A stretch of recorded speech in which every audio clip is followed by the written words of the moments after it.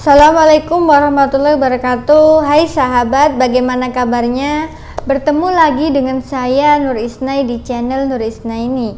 Pada kesempatan kali ini saya akan menceritakan kisah horor tentang Selamat Tinggal Dari Mereka. Penasaran kan bagaimana ceritanya? Langsung saja kita ke ceritanya ya. Pabrik selalu identik dengan suasana horor, apalagi di malam hari. Kali ini saya akan menceritakan pengalaman dari seorang laki-laki yang bernama David yang bekerja di sebuah pabrik di kota G. Waktu itu awal tahun 2014, David diterima kerja sebagai quality control di sebuah pabrik yang jaraknya 30 menit dari rumahnya. Di perjanjian kerja tertera bahwa quality control memiliki jadwal masuk menyesuaikan dengan jadwal produksi, yaitu shift pagi dan shift malam. Shift pagi dimulai dari jam 7 sampai jam 3 sore dan shift malam dimulai dari pukul 11 malam sampai jam 7 pagi.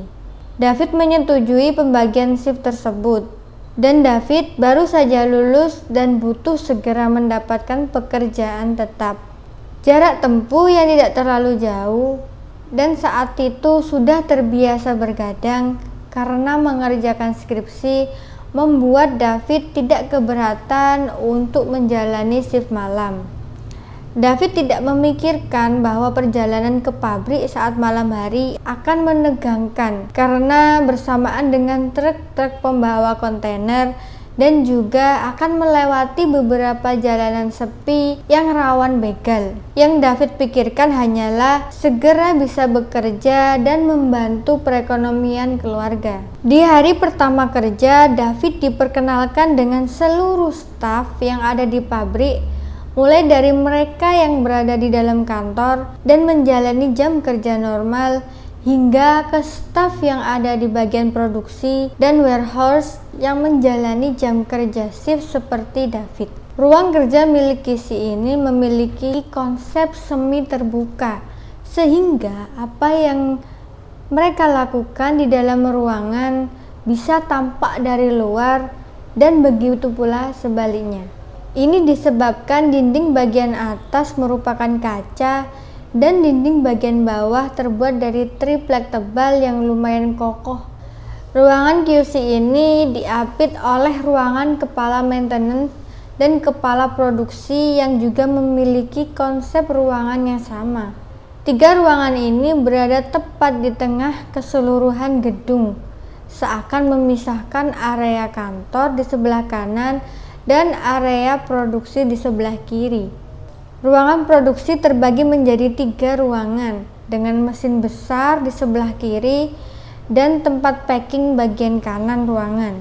Bagian paling belakang adalah ruangan bahan dan jarang ada yang menempati di sana karena bahan yang dipasang di sana tergolong sangat besar, berbentuk gelondongan dan hanya dipasang setiap awal produksi saja.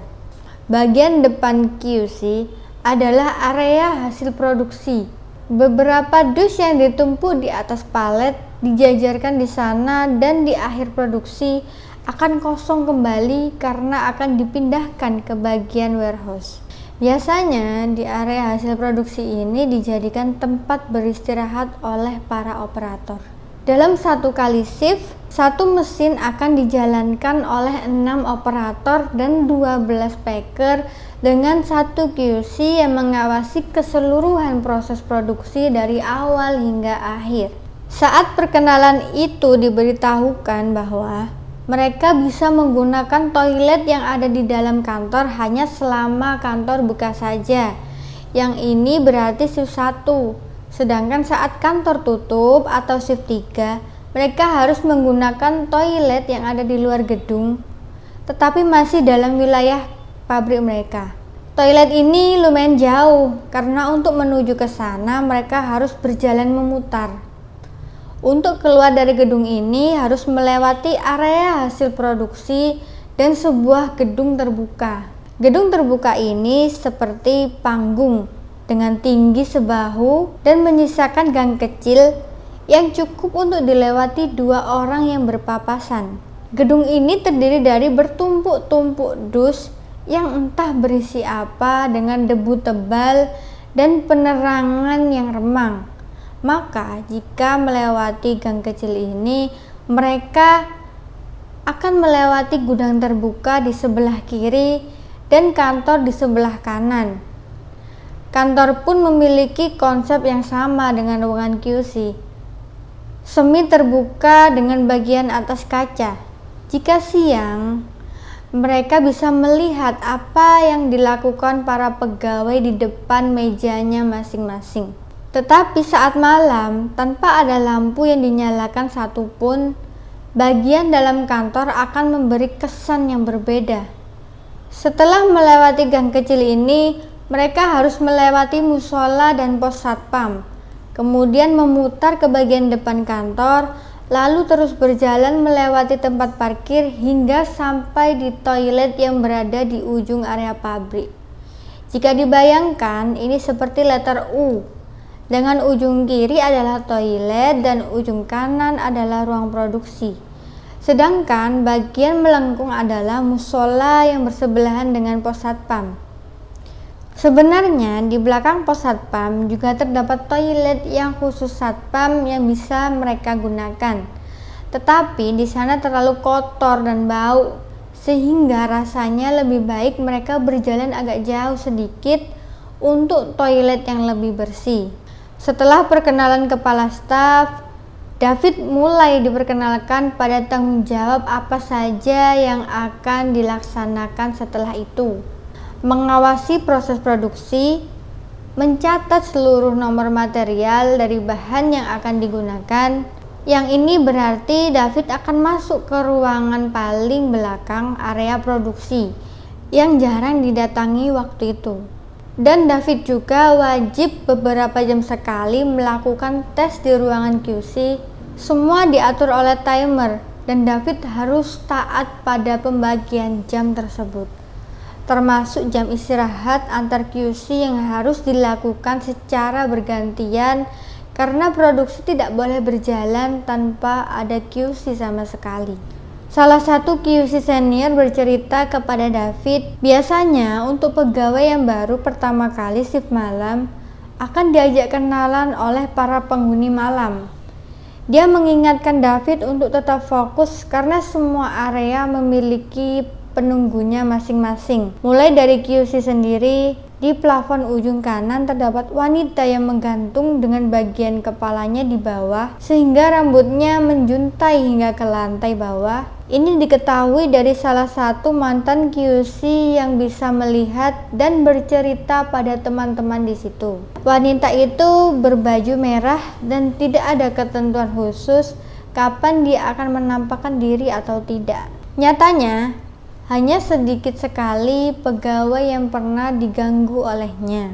Lalu beralih ke kantor. Ruangan yang berada di tepat di bagian kanan gang kecil itu memiliki rumor bahwa ada wanita berbaju putih yang sering duduk dan seakan sedang mengetik. Ada pula gosip di ruangan makan yang letaknya paling ujung setelah toilet yang berada di bagian luar. Di ruangan tersebut sering terdengar suara beberapa orang yang sedang berbincang, persis seperti apa yang terjadi di siang hari. Tetapi jika dilihat lagi, ruangan makan yang tanpa penerangan itu, di dalamnya tidak ada satupun orang yang duduk di sana. David pun yang menerima cerita tersebut hanya tersenyum dan tidak terlalu memikirkannya. Karena David yakin selama tidak melakukan hal yang aneh-aneh dan mengganggu, David pasti aman-aman saja. Dan ternyata semua memang terjadi aman tanpa gangguan sama sekali selama 1,5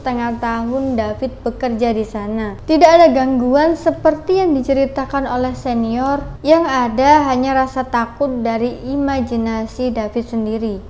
Semua aman terkendali hingga malam itu. Malam terakhir David menjalani shift malam sebelum resign. Saat itu rasanya seperti mereka mengucapkan selamat tinggal dan menegaskan keberadaan mereka, bukan hanya isapan jempol belaka. Malam itu David mendapatkan giliran untuk menjaga mesin di ruangan 2 dan giliran istirahat kedua. David dan tim yang berjaga saat itu memang membuat giliran istirahat yang disamakan dengan urutan mesin yang dijaga supaya lebih mudah pengaturannya. Walau tidak menutup kemungkinan jika ada yang sudah mengantuk, mereka akan bertukar giliran. Dan istirahat pun dimulai pukul 1 oleh teman David yang menjaga mesin di ruang 1. David yang saat itu bertugas untuk menjaga mesin di ruang 1 dan 2 tidak merasakan perbedaan suasana. Semua sama seperti malam-malam sebelumnya. David tipikal orang yang sering minum, apalagi saat begadang. Karenanya setiap shift malam David pasti sering mondar-mandir ke toilet walau harus melawan takut gelap dan sepinya malam. Saat itu pukul 2 waktunya David untuk beristirahat. David memutuskan untuk ke toilet terlebih dahulu sebelum tidur. Setelah menaruh timer di ruangan QC, David berjalan keluar gedung melewati gang kecil. Dan di gang kecil ini ternyata David tidak sendiri. Di depan David ada seorang packer sedang berjalan, dan David lega karena ada teman yang menemaninya. Karena gang tidak terlalu luas, maka David tetap berjalan di belakang packer tersebut, dan kemudian terdengar suara wanita yang menangis dari gudang terbuka yang ada di sebelah kiri.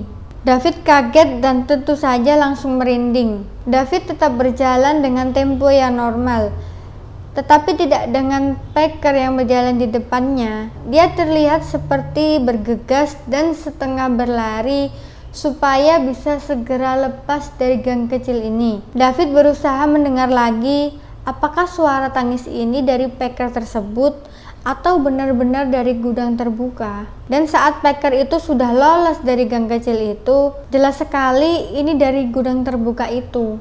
David tidak berani menoleh sama sekali. David tetap menjaga langkahnya supaya tidak berlari dan tetap fokus pada pintu keluar. Begitu sampai di luar gedung, suara tangis itu hilang. Degup jantung David yang terasa sampai ke ujung kaki benar-benar membuatnya lemas. Saat lihat jam tangan, jam itu pukul 2:10. David masih kalut apakah yang David dengar ini nyata atau tidak. Sambil terus memikirkannya, David menggunakan kaki untuk segera berjalan ke toilet dan segera tidur karena waktu istirahat yang tersisa 50 menit. Packer tersebut ternyata ke toilet yang ada di belakang pos satpam. Jadi jelas dia sudah kembali lebih dulu dibandingkan David. Untuk melewati gang kecil itu lagi dan sendirian, tentu saja David ragu. Tapi tidak ada jalan lain kecuali memutar ke warehouse, dan di sana lebih gelap dan sedang tidak ada orang sama sekali. Akhirnya dengan mengumpulkan nyali yang sempat tercecer tadi, David memberanikan diri untuk melewatinya. David merapal semua doa yang terlintas sambil mencoba mendengarkan apakah ada suara yang sama seperti sebelumnya, dan untung saja tidak terdengar apa-apa. Dan tidak terjadi apa-apa. Suara itu sudah tidak ada. Saat sampai di ruang QC, David yang tadinya ingin menyempatkan ngemil sudah kehilangan nafsu makan. David ingin segera tidur dan berusaha mengabaikan apa yang terjadi tadi. David beranjak mengambil jaket dan menuju ke bawah meja. Di shift malam, mereka tidur di bawah meja yang ada di sebelah kiri ruangan QC. Meja ini nantinya mereka tutup dengan kardus supaya tidak terlihat dari luar. Di bawah meja pun sudah dialasi kardus yang berlapis sehingga membuat mereka lebih hangat. Saat David sudah dalam posisi tidur dan menutup kardus, terdengar suara temannya David yang menjaga mesin di ruang 3 menggeser pintu masuk sembari bernyanyi-nyanyi kecil. Dia sedang melakukan tes produk dan memakai earphone. Saat itu sudah pukul 2:25 dan David belum tidur juga. Sambil mencoba tidur, Lambat-lambat David tetap terdengar apa yang terjadi di luar. Temannya yang bernyanyi-nyanyi lirih, dan tak lama kemudian seorang operator menggeser pintu untuk masuk ke ruangan QC. Dia mencuci tangan dan muka di wastafel mereka. Mereka berbincang sebentar dan tak lama pintu digeser kembali, menandakan operator tersebut keluar dari ruangan. Karena setelahnya tersisa suara temannya David yang seperti sebelumnya, dia bernyanyi-nyanyi dengan suara lirih, kemudian menyalakan timer sambil duduk di salah satu kursi.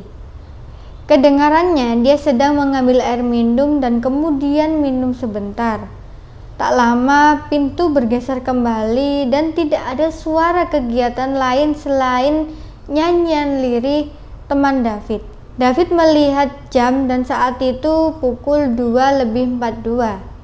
David heran kenapa temannya begitu lama di ruangan QC. Karena mereka hanya diberi waktu 15 menit untuk melakukan semua tes dan harus segera kembali ke ruangan produksi.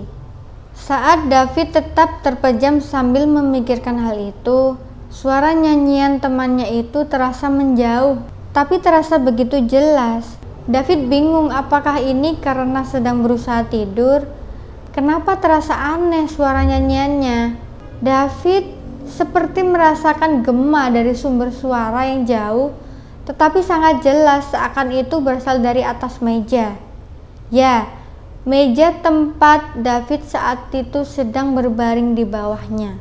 David lalu tersadar pintu sudah digeser sebelumnya dan tidak ada suara kegiatan lain. Itu berarti temannya sudah kembali ke ruangan produksi sedari tadi, tetapi nyanyian itu masih ada di sini. Saat David sedang berkecamuk dengan pikirannya sendiri, suara itu semakin jelas dan rasanya seperti pemilik suara itu benar-benar ada di atas David. Dia bernyanyi lirih, tidak jelas liriknya apa, yang pasti suaranya jauh sekali. Keanehan ini membawa ingatan David ke teori yang ada di film Kuntilanak.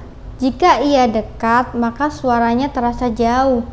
Jika ia jauh, maka suaranya terasa dekat. David semakin merinding ketika mengingatnya.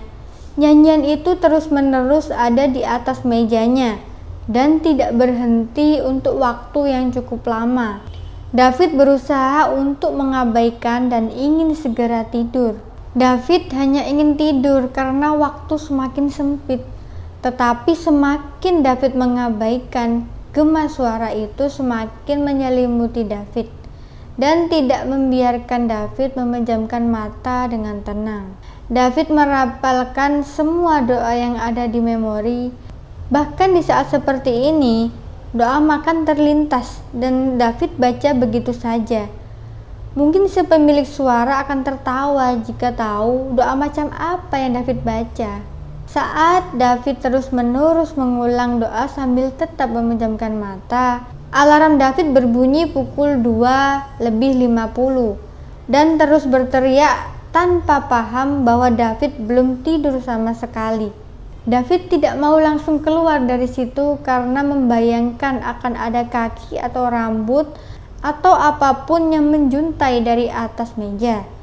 David diam dan mendengarkan canda para peker yang sedang beristirahat di tempat hasil produksi. Pukul 2:55, seorang menggeser pintu dan itu teman David yang menjaga mesin di ruangan 3 tadi.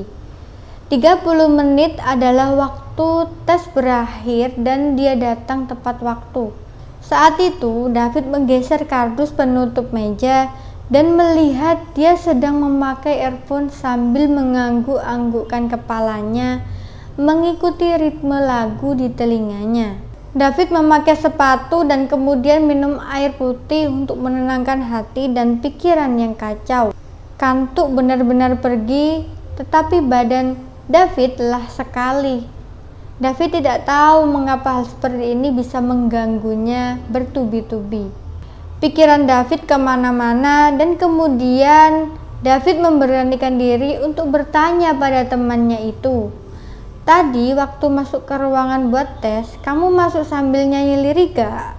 Dia menjawab, Ya, dia memang melakukan tes sambil bernyanyi dan kemudian pergi 13 menit setelah melakukan tes. Maka nyanyian David sadari di pukul 2:42 tadi sudah pasti bukan suara temannya lagi.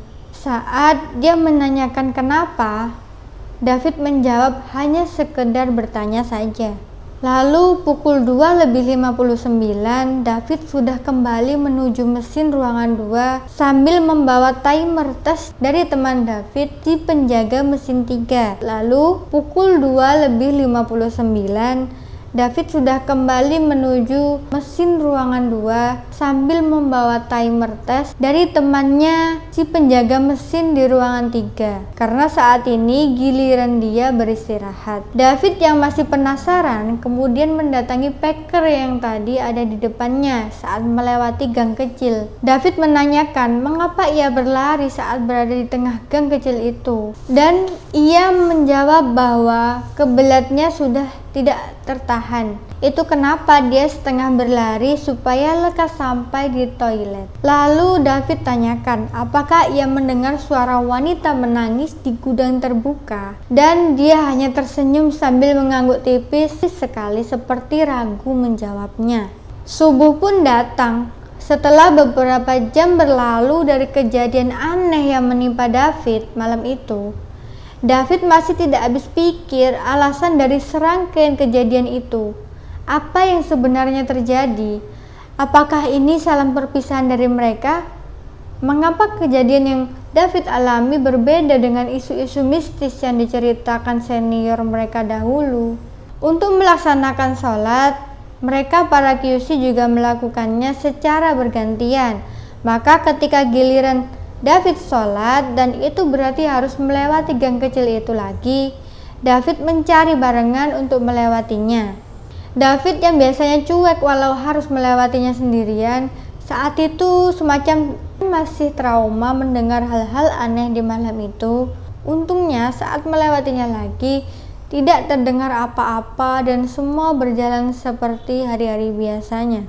Mungkin dari kalian akan berpikiran bahwa apa yang terjadi pada David sebenarnya dipengaruhi rasa lelah dan kantuk pada malam itu. David memang tidak terlalu sering mengalami hal seperti ini, tetapi jika hal-hal seperti ini terjadi dan terasa nyata, maka itu pasti kenyataan yang sesungguhnya. Ternyata benar, hal ini David ceritakan kepada temannya yang memiliki kemampuan lebih. Dan dia berkata bahwa memang malam itu mereka sedang berusaha berkomunikasi dengannya dengan cara yang mereka bisa, tidak berniat mengganggu dan hanya sebatas ucapan selamat tinggal. Oh, sungguh ucapan selamat tinggal yang begitu membekas hingga sekarang. Begitulah kisah horor tentang perpisahan dari mereka yang dapat saya sampaikan. Jangan lupa like, share dan komen video ini dan subscribe channel ini. Kurang lebihnya saya mohon maaf. Wassalamualaikum warahmatullahi wabarakatuh.